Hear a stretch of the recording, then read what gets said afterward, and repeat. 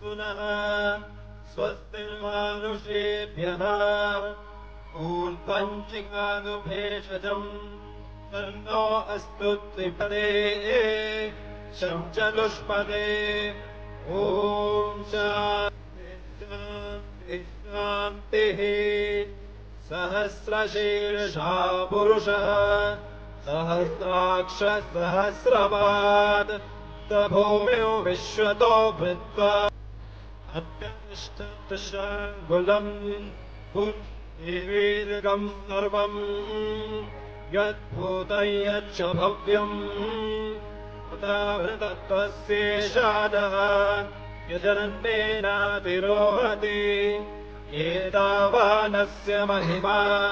अतोज्यायागश्च पूरुषः पादोऽस्य विश्वाभूतानि त्रिपादस्यामृतम् दिवि त्रिपादोर्ध्व उदैत्पुरुषः पादोऽस्येह भवात् पुनः ततो विश्वम् जक्रामत शासनानशने अभि तस्मात् विराडजायत विराजो अधिपूरुषः स जातो अत्यरिच्यत पश्चात् भूमिमतो पुनः यत्पुरुषेण हविषा देवा यज्ञमतन्वता वसन्तो अस्यासीदाच्यम् ग्रीष्म इत्मः शरद्धविः सप्तास्यासन् परिधयः त्रिसप्त समिधा कृताः देवा यद्यज्ञम् तन्वानाः अबध्नन् पुरुषम् पशुम् तञ्यज्ञम् बर्हिषि प्रोक्षन् पुरुषम् जातवग्रतः तेन देवा अयजन्त आद्या ऋषयश्च ये तस्माद्यज्ञात् सर्वभूतः संहृतम् वृषदाज्यम् पशुगुस्सागश्चक्रे वायव्यन्त्राम्यास्त्रये तस्माद्यज्ञात् सर्वभूतः ऋषत्सामानि जग्निरे छन्दागुंसि जग्ने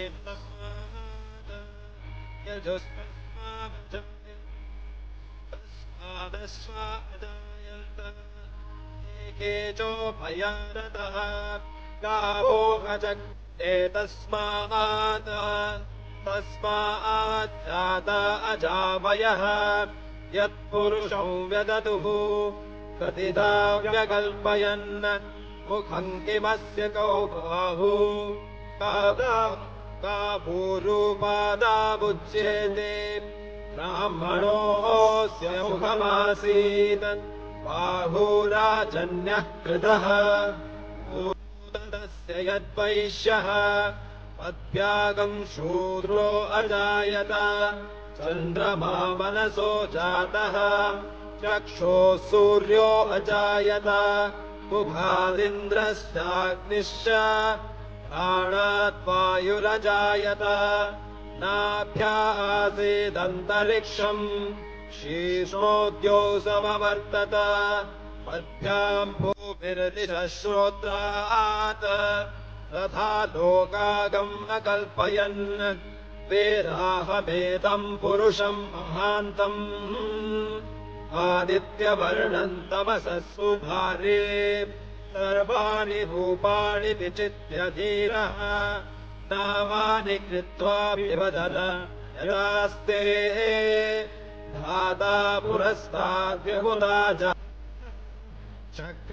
विद्वानर्दिशश्च तस्रः तमेवौ विद्वानमृत इह भवति नान्यः पन्थायनाय विद्यते यज्ञेन यज्ञमयजन्त देवाः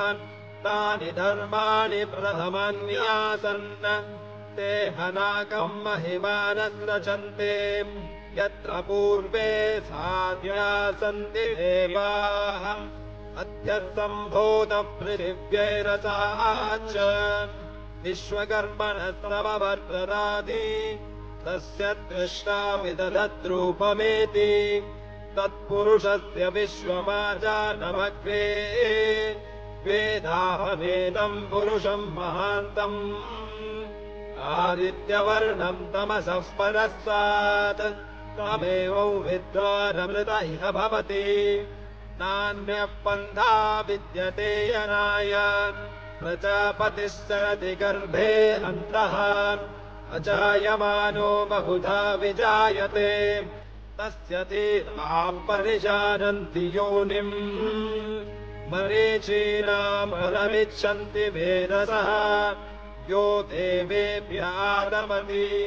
यो देवानाम् रोहितः पूर्वो यो देवेभ्यो जातः नमो रुचाय ब्राह्मये रुचम् ब्राह्मम् जनयन्तः देवा अग्रेतः ब्रुवन् यस्त्वैवम् ब्राह्मणो विद्यात् तस्य देव असन्वसे